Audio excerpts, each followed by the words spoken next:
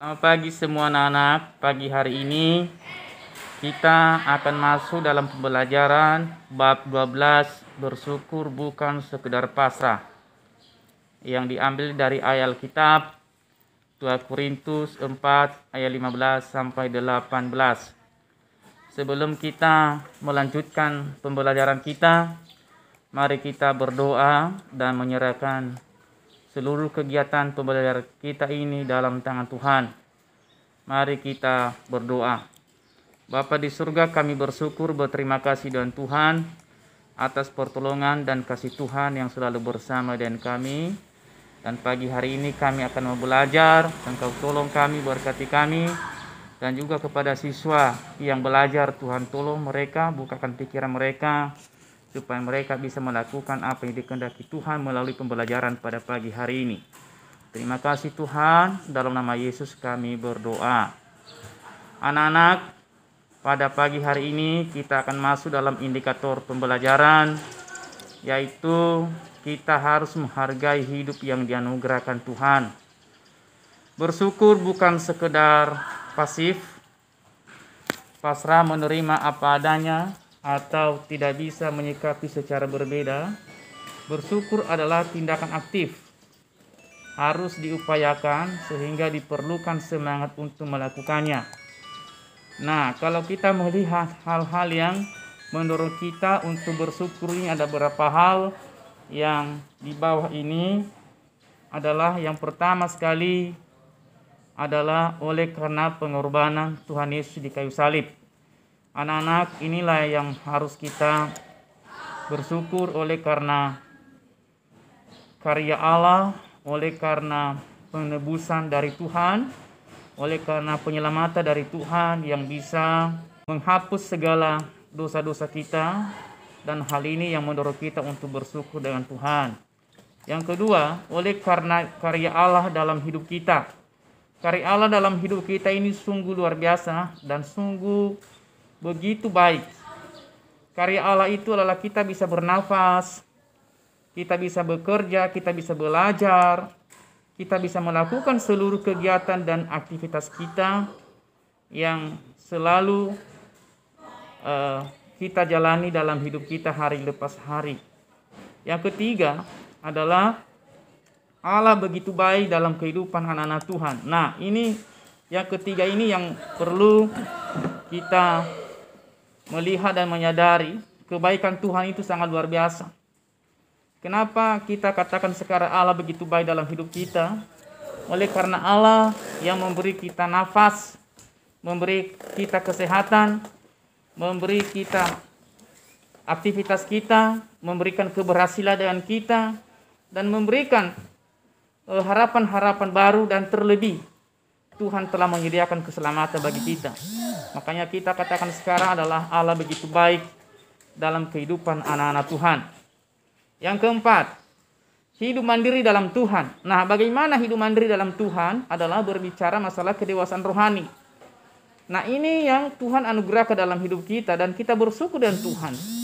Karena kita sudah hidup mandiri dalam Tuhan, sudah mengenal Tuhan, sudah menerima Yesus sebagai Tuhan dan Juru Selamat pribadi, bisa kita berdoa, bisa kita mendengar firman Tuhan, dan yang paling penting adalah bukan hanya sekedar mendengar, tapi yang paling penting sekali lagi adalah melakukannya dalam kehidupan kita hari lepas hari. Nomor 5 adalah kita harus menghargai hidup yang dianugerahkan Tuhan. Nah, anak-anak, dari pembelajaran yang lalu, bahkan di pembelajaran kelas 7, kita telah belajar bahwasanya kita harus menghargai hidup yang dianugerahkan Tuhan, oleh karena yang memberi nafas kita ini adalah Tuhan. Dan Tuhan memberi kita punya nafas ini oleh karena anugerah. Jadi hidup kita ini jangan menjadi hal-hal yang sia-sia. Hidup ini jangan disalahgunakan dalam hal-hal yang tidak baik. Seperti zaman sekarang, anak-anak sering menggunakan hidupnya untuk hal-hal yang tidak diinginkan. Contohnya seperti merokok, ya, merokok di sekolah, merokok di luar, merokok di rumah atau di mana-mana. Yang kedua, kalau kita lihat zaman sekarang, anak-anak remaja banyak mengkonsumsi obat-obat terlarang seperti ganja. Itu tidak menghargai hidup. Dan banyak hal Contohnya lagi, anak-anak zaman sekarang mengkonsumsi miras. Itu juga tidak menghargai hidup. Kalau kita menghargai hidup kita yang dianugerahkan oleh Tuhan, berarti kita harus menyerahkan diri di hadapan Tuhan. Kita harus melakukan apa yang dikehendaki oleh Tuhan. Nah, ada hal yang 5 ini yang mendorong kita untuk bersyukur adalah pengorbanan Tuhan Yesus di kayu salib, karya Allah dalam hidup kita. Allah begitu baik dalam kehidupan anak-anak Tuhan, hidup mandiri dalam Tuhan, kita menghargai hidup yang dianugerahkan Tuhan. Pada saat kita tetap menunjukkan sikap kebergantungan pada Allah dalam situasi sulit, orang-orang di sekitar kita akan melihat bahwa sumber kekuatan kita adalah dari Tuhan sendiri. Rasa bersyukur yang kita naikkan pada situasi sulit, ini bukanlah karena kita bertindak emosional, melainkan karena yang menyadari bahwa Allah tetap bekerja dalam situasi sulit apapun. Karena bagi Allah tidak ada yang mustahil. Kalau kita melihat dari Lukas pasal 1 ayat yang ke-37. Nah, inilah hal-hal yang membuat kita bersyukur dengan Tuhan. Karena bagi Tuhan itu tidak ada yang mustahil. Allah berkarya dalam hidup kita, kita harus amini itu. Itulah kasih dan pertolongan Tuhan yang selalu menyertai kita. Bersyukur kepada Tuhan adalah tindakan aktif, bukan pasif. Dari awal tadi Pak Guru sudah jelaskan, bahwasanya bersyukur itu bukan pasif, tapi itu aktif. Yang dilakukan secara otomatis. Kenapa dilakukan secara otomatis? Adalah hal yang wajar. Yang dilakukan oleh orang-orang percaya untuk menyembah Tuhan, untuk memuji Tuhan. Untuk itu, kita harus sungguh-sungguh memahami mengapa perlu memelihara sikap bersyukur. Kenapa kita harus memahami hal ini untuk memelihara sikap bersyukur? Oleh karena apa? Karena kita harus menyembah Tuhan. Karena memang semua yang kita miliki ini, semua yang kita punya ini adalah dari Tuhan. Mulai dari tubuh kita, dibentuk kita segambar dan serupa dengan Tuhan.